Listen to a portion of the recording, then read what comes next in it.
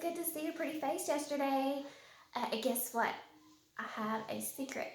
I know that you totally can rock math because I have seen it. Okay? I know you're good at it. Okay, you guys stay focused and you can do this, okay? I have confidence in you. All right, so today what I'm going to do is I have a copy of your written test here that you're going to be taking today. And then I made an examples for each problem on my computer to do with you. So you can do this a couple of different ways. If you want to get your written test and follow along with me, you can. So what would happen if you did that is, for instance, I would do an example for number 1 and then you do number 1. I'll do an example for number 2 and then you do number 2. Now my problem won't be exactly the same. Okay, it won't be the same numbers, but it'll be very similar. Okay, or you can watch this entire video and then you can go back and take your written test. And if you need to rewatch it, go ahead. Okay? All right. Or if you need to call me and ask me some questions, you can. Okay? All right. So this is my example for number 1. Okay? It says Ansley had 45 nickels and 92 pennies. She gave 35 pennies to her brother. How many pennies does she have now? Okay, I like to read the question again so I know exactly what I'm looking for. How many pennies does she have now? It mentioned nickels up here. Do I care anything about the nickels? No, so I'm going to cross that information out because it doesn't need to know anything about that nickel. That's just some useless information right now. So what I am want to focus on is that she had 92 pennies and you gave away, Ansley, 35 of those pennies. Okay, now I am writing on my laptop screen, but it does race off. Don't go writing on your mom's laptop screen, okay? All right, it says, how many pennies does she have now? So I started with 92. Okay, and I gave away, so I minus 35 because if you give away, you're losing them, right? You're not going to have them anymore, so you got to minus them. And my handwriting's not going to be the best because I'm trying to write and hold the phone at the same time, so pardon me. All right, so I got my number sentence down. 92 minus 35 equals what? So I have over to my side some workspace, and I'm going to write 92 minus 35. And again, I'm sorry about my handwriting. I'm trying so hard to hold the phone and do this at the same time. All right, so here's my problem. Now, you absolutely can go and do that to separate it. Okay, don't forget though, there's only one number that goes here. There's only one number in your ones place. Got it? Good. All right, so you always start subtracting with your ones place. So the farthest to the, what's this, my right hand. Okay, farthest to your right. 2 minus 5. Remember the rule is if it's smaller on top, you can't do it. Because if you have only 2 of something, you can't give somebody 5. So if the number on top is smaller, I can't do it. So I'm going to go knock into my neighbor's house for a borrow. I'm going to go to my tens place and I'm going to take 1. If I take 1 from 9, it becomes what? That's right, 8. Okay, and then I'm going to bring the 10 over and put it in front of this 2, which makes it what? 12. So 12 minus 5. So what you're going to do is you're going to put 5 in your head and you're going to go up to 5. You're going to put 5 in your head and you're going to go up to 12. Now, you can use your fingers if you need to, okay? But I can't hold my phone and use all my fingers. I'm just going to draw dots. So put 5 in your head and we're going to count up to 12. So 5, 6, 7, 8, 9, 10, 11, 12. So it's 1, 2, 3, 4, 5, 6, 7. So 7. 7 minus 5 is 12. Okay? You use whatever method you need to do. If you need to draw dots, if you need to count up with your fingers, okay? Or if you just know it. Okay, either one is fine. Okay, you do what you need to do to get that answer. All right, so 12 minus 5 is 7. Now, I go over to my tens place. 8, because I no longer have a 9 here, minus 3. Okay, so if I have 8 and I take away 3, it should be what? So put 3 in your head and go up to 8. And I can do this with my hand because I have just one hand for that. So 3 in your head, 4, 5, 6, 7, 8. So it's what? That's right, 5. So 57 pennies. So now, since you gave away some to your brother, you have 57 pennies. So your answer is going to be 57, and then you've got to write out the word pennies. Because otherwise, we don't know what you're talking about. Is it pennies, nickels? What is it? Okay, so that's how it should look. Okay, now you can either pause the video and do your number 1. It's going to be different numbers, but it's being very similar, or you can continue to watch and just finish, however you want to do it, okay? All right, now I'm going to wipe it off.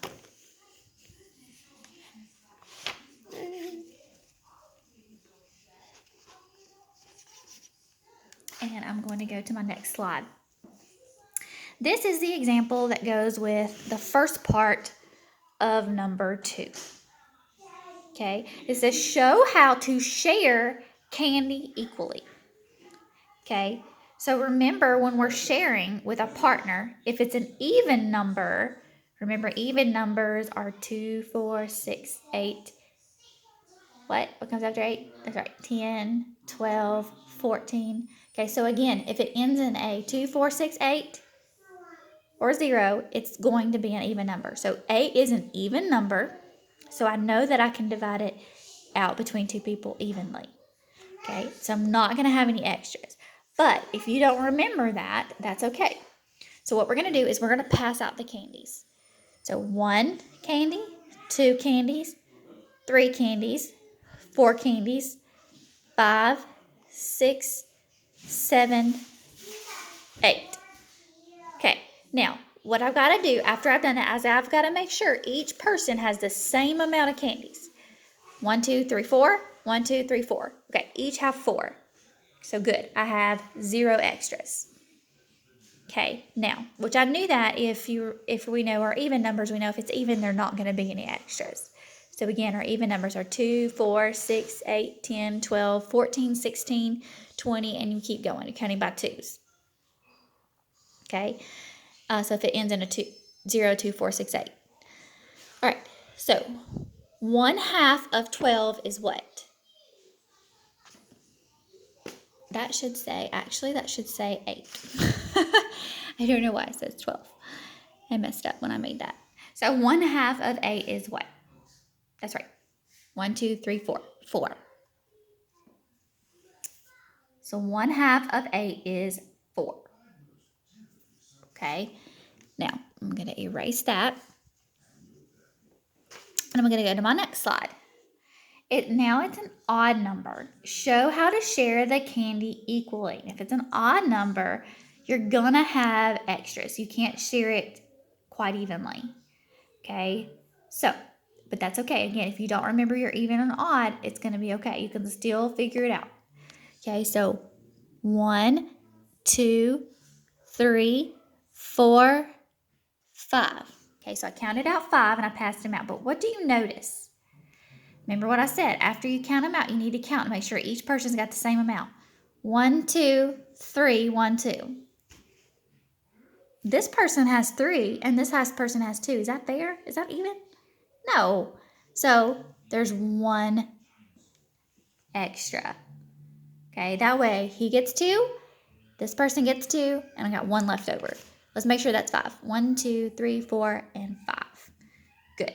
So 1/2 of 5 is what? 1, 2. 2 with a remainder, so we're going to put R 1. That means we just have a remainder. Remainder meaning what's left. Okay, 1. Okay. All right. Now, on your test, you're going to have 1 even number to share and 1 odd number. Okay. All right. It went too far. Hang on. There we go. Our next problem. This looks like number 3. you're going to have a set of coins and you're going to have to count them. It says, how much money is this? And then you're going to write those amounts in two different ways. Remember, we write it in cent form, and then we're going to write it in dollar form. Okay? First, when I count money, I like to organize it. And they already have it. They're going to have it organized for you. I have all my dimes together and all my quarters, which I only have one quarter. All right, so I have, remember, a dime is worth how much? That's right, 10 cents. And if it helps you, you can write 10 above every single dime. I have several people that do that. Even in the 3rd grade, they still do that. And there's nothing wrong with that, okay? So if you need to put 10 cents above it, do it. Okay, so this is worth 10, 10, 10, and 10. All right, and then I have a quarter. A quarter is worth how much? Sorry, 25 cents. Okay, if you need to, again, write that above it, you can. Okay. Now I'm going to have to count my money. I'm going to start with the largest value, which is 25. 25, 10 more. 25, 35, 45, 55, 65. Okay, when I count money, I want to usually double check because it's kind of hard to switch your brain from counting by 25s to 10s. Okay, so we're going to double check. 25, and remember we're adding 10s, so our ones place doesn't change. 25, 35, 45, 55, 65. So I have 65 cents, or I have $0 decimal 65 cents. Okay. And now I do have some that still need to put 25 and then add the 10 to stack it up to see it that way. Okay, and keep adding those 10s. All right, that's fine for now, but we need to try to kind of move towards this way. Okay. All right. Now, I'm going to erase this. All right. My next example. It says trace an example of parallel lines. So on your paper, you're going to have to find a set of parallel lines somewhere on your paper, and you're going to trace them with crayon. You trace them with crayon, marker, pencil, whatever you need to do.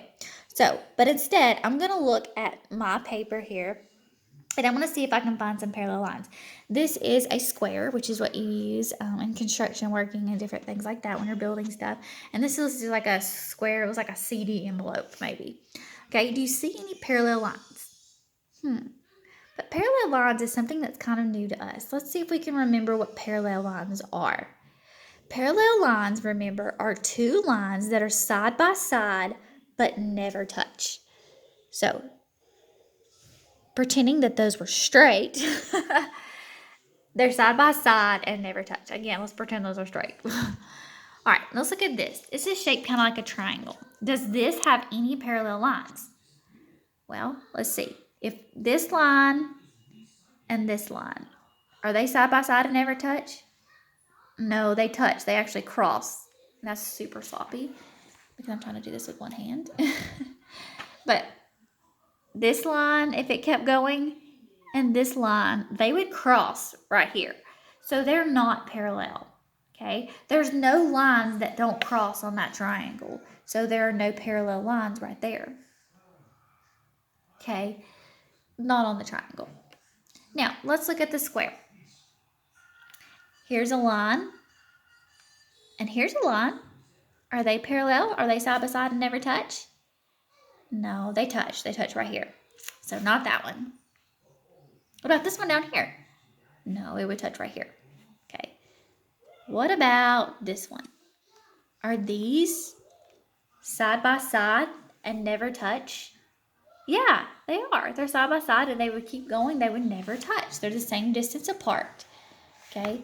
So there, I traced my lines. I was a little sloppy, but I traced my lines and they never touch. In the word parallel, the two L's are parallel. Isn't that kind of cool? They're side by side and they don't touch. Okay. All right. Then on your page, it's going to ask you to find something that's parallel in your classroom. Well, right now your house is your classroom. So you're going to look around your house. You don't have to send me a picture, but just write what it is that has a parallel line. Well, just looking here at my laptop is, well, it's a rectangle. And what I noticed about this rectangle is it has a line up here and it has a line down here, and they're parallel to each other. Also, my picture frame has a line right here, is parallel line to this one. Okay, so I would put my picture frame or my laptop screen, okay, something like that. All right, now the next one. This is something I think we all kind of like we struggled with in general, I think. It show 10:23 on both clocks. Here's the number one thing that I know that all of us, not just you, all of us in general tend to do. We draw lines for our clock, but we don't make them clear as to which one's the hour hand versus which one's the minute hand. Okay, the minute hand is which one? Is it the long one or the short one? It's the long one. Okay, and the hour hand is the short one. So first we're going to put the short one, which is our hour hand, and our hour is at 10. Okay, 10. So we're going to do the short one, and here's my 10. Remember, these are your hours. Okay, and I want my hour hand to point towards the 10. I want to make sure it's short. Clearly a lot shorter than my minute hand. Okay, it's pointing towards that 10. Now, my minute says 23. Now remember, you see these little notches right here? Each little one of those notches is a minute. So that's 1, 2, 3, 4, 5 minutes. So we can skip count. That's 5, 10, 15, 20, 25, 30, 35, 40, 45, 50, 55, and then that sets back to o'clock. So if you need to fill out your clock, do it. All right, so now I have my minutes ready for me. But the problem is it says 23 minutes. So 5, 10, 15, 20. 25 is too much, so 20. Okay, letting in closer. 20, 21, 22, 23. So this makes 23. Okay, because that's 20, 21, 22, 23. Okay. Now, here's the easy part. 10, 20, 3. Good deal. So if you need to write on your clock, do it. Do whatever you need to do. All right. So I'm going to erase that. Ooh. Okay. I don't know why it keeps jumping ahead. And the next one, it says, what time is shown on the clock? So this time I want to find the hour hand first. And the hour hand's the shorter one. Which one's shorter? This one or this one? That's right, this one. This one's shorter. The hour hand is here. Okay, it's going towards here. Okay, has it made it to the 3 yet? No, it's still within the 2 o'clock. So we're going to put 2 because it hasn't made it to the 3 yet. Oops, my sloppy 2. All right, now I'm going to look at my minute hand. Okay, again, that's 5, 10, 15, 20, 21, 22, 23. So 2, 23. I'm going to count those minutes one more time to show you again, okay? You can write 5, 10 if you need to. The easiest thing to do is 5, 10, 15, 20, 21, 22, 23. And if you need to write this in there, then do it. Okay? So this clock says 2:23. Okay? All right, my next one. Here's what we were working on yesterday. And again, I have a secret. I have seen you do these, and I've seen you rock them. Okay, so I know you can do better than that. Now, I know that doing 3-digit to 3-digit is kind of a new thing. We've kind of mostly just focused on 2-digit to 2-digit. But girl, I've seen you rock it. I know you can do it. So let's do it. We can divide it out. Okay, and we're going to start with our ones place. 5 plus 8. 8, 9, 10, 11, 12, 13. Okay, so put 3 here, and I'm going to carry my 1 because I can only put one number in the ones place. And the number 13 has 3 ones and 1 10. Okay, now 1 plus 7 is 8, plus 4 more is 12. And since I don't have any more place values, any more places to carry, I can put the number here. Okay? Now, if you need to, 1 plus 7 is, if you need to cross it out and write 8, that's fine. 8 plus 4 is 12. If you need to do that, that's fine. You can also you can go backwards, but you have to add that 1 that you carried. You have to add all 3 numbers.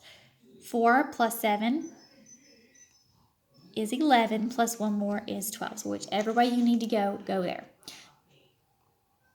Now, so the answer is 103. All right. Now, looks funny now, doesn't it? All right. Now I'm minusing. Now I'm going to subtract. You can again put your line here. Okay, I'm going to start with my ones place. Okay. Now remember the rule. If it's smaller on top, what do I got to do? I got to go next door. So I'm going to go next door because if I have 2, I can't give somebody 4. So I'm going to go next door. I'm going to take a 10 from this 9. And that if I take 1 from 9, it becomes a 8.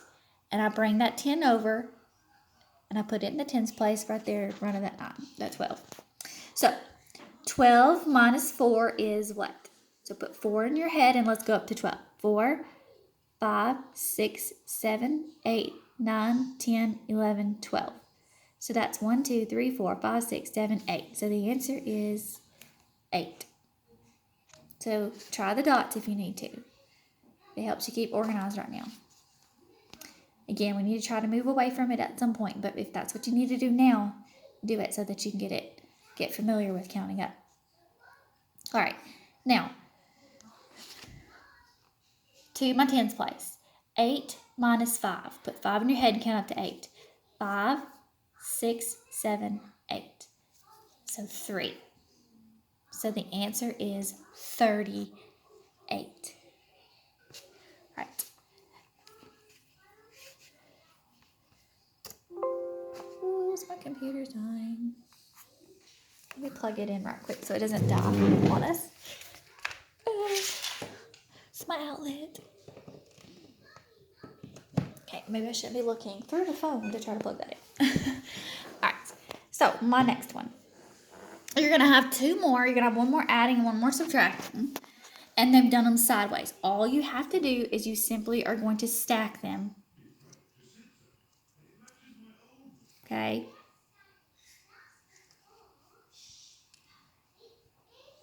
Okay, that's all you're going to do. And you're still going to start with your ones place. 6 plus 6 is 12. Put your 2, carry your 1.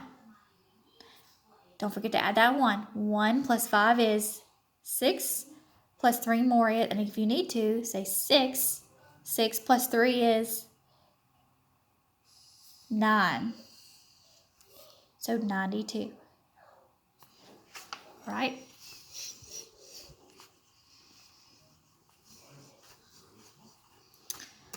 All right, and then the last one, last but not least. Here we go.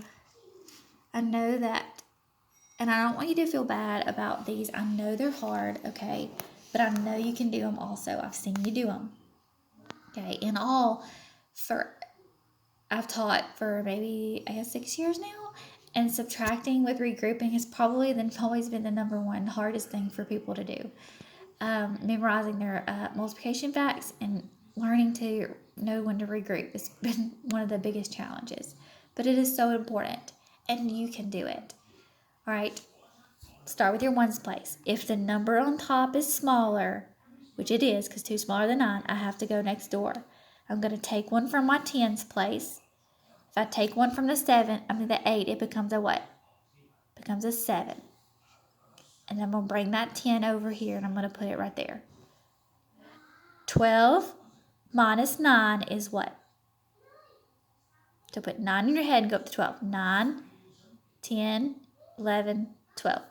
1, 2, 3. So 3. All right. Let's do 7 minus 6. Let's put 6 in your head and let's go up to 7. 6, 7. So just 1.